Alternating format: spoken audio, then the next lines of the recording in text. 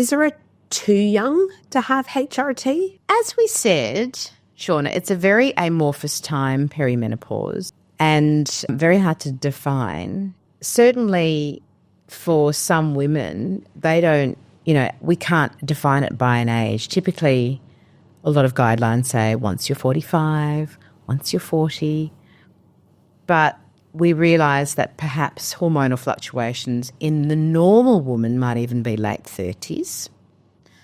I've, recently discovered that varying ethnicities actually go through perimenopause and menopause earlier.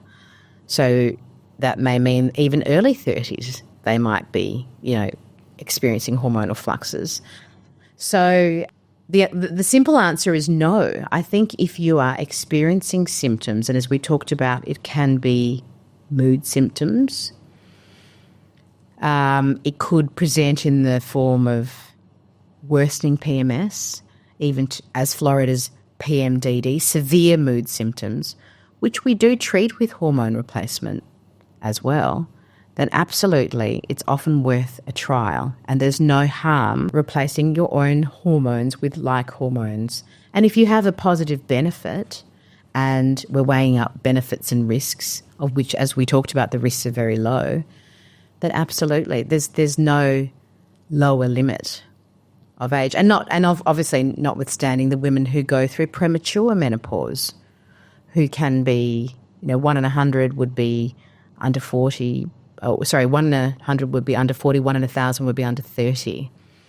They need HRT. So there's never a too young age to start it or to try it or to even try it to treat something like PMDD. And can I clarify, is taking the contraceptive pill going to give you the same benefit taking HRT? So if you're perimenopausal and you take the pill, will that help your symptoms? So the pill it's good to clarify that the combined oral contraceptive pill is quite a different entity, and there's so many of them. But the majority of them contain ethinyl estradiol, which is a synthetic estrogen, at much higher levels and a different sort of entity, which we use for contraception, preventing pregnancy. And again, the progesterone the progestogen tends to be a synthetic progesterone. So very different entity.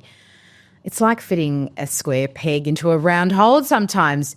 It may help a bit because what it does is it stops you ovulating, so it may stop some of those wild swings of perimenopause. But is it really going to treat some of the symptoms of perimenopause as we head into menopause, so particularly those lack of estrogen symptoms like hot flushes, night sweats, aches and pains? Probably not. Okay.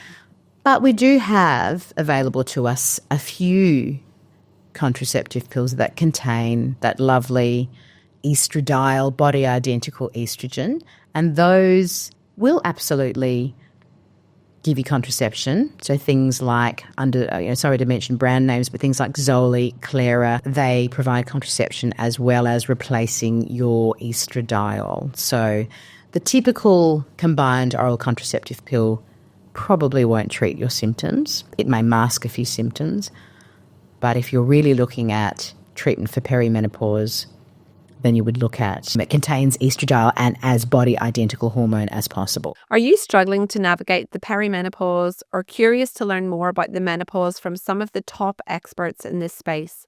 I am so excited to tell you about an upcoming event, She Thrives, an evening in conversation with myself, Dr. Kelly Casperson, who joined me in episode 89 for a brilliant chat about sex during midlife, and Dr. Vonda Wright, who was on episode 54, who shared how to conquer midlife and beyond with strength training and nutrition. Join us on Monday the 3rd of March at Newcastle City Hall from 7 p.m. A percentage of every ticket purchased will also be donated to the Debbie Gaunt Foundation, which supports women's mental health during these transitional years.